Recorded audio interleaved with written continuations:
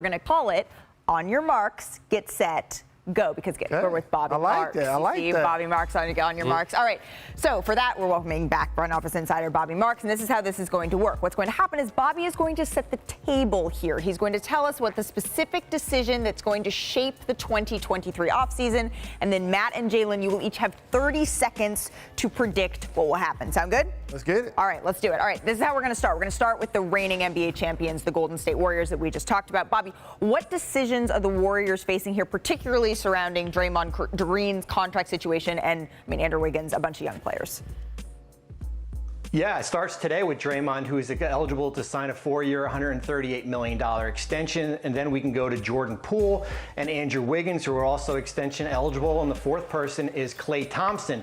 You bring everyone back, and Golden State will become the first team in NBA history to exceed $400 million in luxury tax and salary cap. And that's the decision that ownership will have to decide. Do they bring back this team, or does this team look awfully different next year? Okay, so that's the decision. Jalen, you have 30 seconds. What would you do? I don't need 30. You got to bring this back. Okay. Because here's why. Injuries help build their dynasty. Steph started his career not getting paid top dollar, and then Klay gets injured, then they build through the draft. And then all of a sudden you add Kuminga, you add Wiseman, you develop Poole, you have Moody, you have all of these young players. You just win a championship, and none of them were major factors other than Poole. So you bring this thing back. You sign Draymond. You don't have to give him a 4-year deal if you don't want to, but pay him top dollar at least 2 more years so he has 1 + 2. All right, pass it. On your marks, get set, go. What I want to touch on is Draymond. Obviously, you want to bring back Wiggins. He was probably one of the most essential players in the finals. Poole is an up-and-coming star. Klay is Klay. But Draymond does so much more for this organization. Jalen, you know how those guys go. This guy will be a Hall of Famer. If you want to call him a role player, you can. If not, possibly the greatest role player of all time. But he does so much more than meets the eye when it comes to the statistical eye challenge. He holds the whole organization accountable, from top to the owners to players, with Steph and everyone else. Draymond is that pulse. I've been in that locker room, so it would be a huge mistake. I know he wants a max deal, but like Jalen said, if it's a 2-year deal, you got to pay him top dollar, because I think they know how valuable it is if they lost someone like Draymond Green. Okay, so that is the Golden State Warriors. Let's go ahead to 2 free agents, or 2 stars, all-stars rather, that are looking to reestablish themselves as max players worthy of contracts. Could they be free agents in 2023? What's kind of going on with James Harden and Kyrie Irving, Bobby?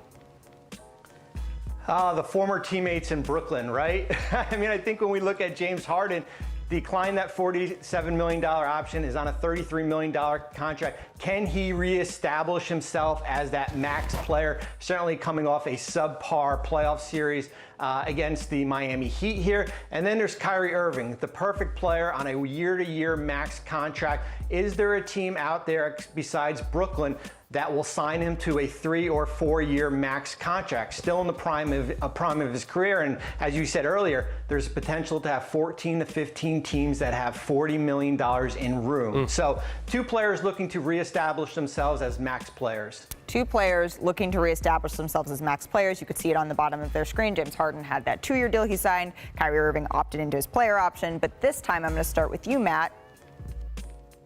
Well, this is all I got. I see them both of them having great seasons. You never want, and Jalen can contest this, you never want the outside noise off the court to be louder than the noise you're making on the court. And we know both of these guys are top talents in the world. When Kyrie is locked in on basketball and has that at the front of his mind, he's a top 5 talent in the world. So I see him coming back, having a big year after all the last 2 years of just all the nonsense. James Harden, on the other hand, has a full offseason. I think he's recommitted himself to getting back in shape. He heard all the noise. James Harden was still, even though his numbers were down because he set the bar so high, he was still a 20-10 guy. So I've already seen him this summer on IG playing up at UCLA with my homeboy Rico Hines. Expect a monster of James Harden to come back, and I think both these guys are going to have huge years and put themselves in position when they're up to get whatever they need to get. I agree with Matt, but their circumstances are different. Kyrie's isn't because he slowed down basketball-wise. All he has to do is show them that he's reinvested in the franchise. Be it training camp, be it practices. Hopefully no vaccine mandates happen. Once he's available, with KD still under contract, if you're the Nets, don't panic. Find a way to keep KD happy by signing Kyrie. This ain't brain surgery. I got to ask a second question. How did Ben Simmons pass his physical? But that's another subject for another day. The next thing I want to say is James Harden. He did, Matt, slow down a little bit. He's not an MVP level player, Malika, and so he needed the second year guarantee in case something happens, you get injured, you slow down a little bit. But for the Sixers, that's a prove it to me year for him this year. He wanted to go into the office and get a 4-year deal like Bradley Beal. He didn't. He wanted to get a 2-year deal like Dame Lillard. He didn't. So this is a prove it basketball year. And if Philly's able to win the East, then James Harden gets paid. If they don't win the East, he still's not going to get a long-term deal with them. Well, we're going to do this one more time, and this question is going to be a prove it for the two of you that you can do this in 30 seconds to me, because neither of those first two were. All right, Bobby, here's what we're going to do here. I want you to make the call. What other contract decisions are you keeping an eye on that we need these two to talk about here? Well, I think certainly Jason Tatum is going to be interested, but that's 2 years from now. If Tatum earns All-NBA this year, he can become the first player to sign a 5-year, ready for this, $300 million contract. That's 2 years from now. So certainly Tatum is the interesting one here. I think Jalen Brown is going to be fascinating too, guys. I mean, I think he's extension eligible right now. We hear a lot of noise being talked about Jalen Brown. Does he take the guaranteed 3 years, $120 million, or does he kind of just roll the dice and play out the next 2 years of this deal and potentially can earn double of that amount? Okay, so of all that we just heard, Jalen, starting with you, and in 5 seconds. All right. Go. What interests you the most? Get the money.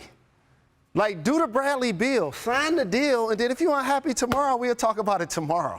So therefore, if I'm Jalen Brown, I have a chance to get the top dollar, you get it. And if I'm Jason Tatum, I'm definitely getting $300 million, no question about it. That was 15 seconds. Good work. Matt? Let me take the other 15. I mean, Jason Tatum will be the first $300 million contract player. And I just want to tell everyone out there who said, oh, he struggled, he did this, he did that in the finals. He will be so much better for what he learned in the finals moving forward. He's the franchise player there. Thanks for watching ESPN on YouTube. For live streaming, sports, and premium content, subscribe to ESPN+.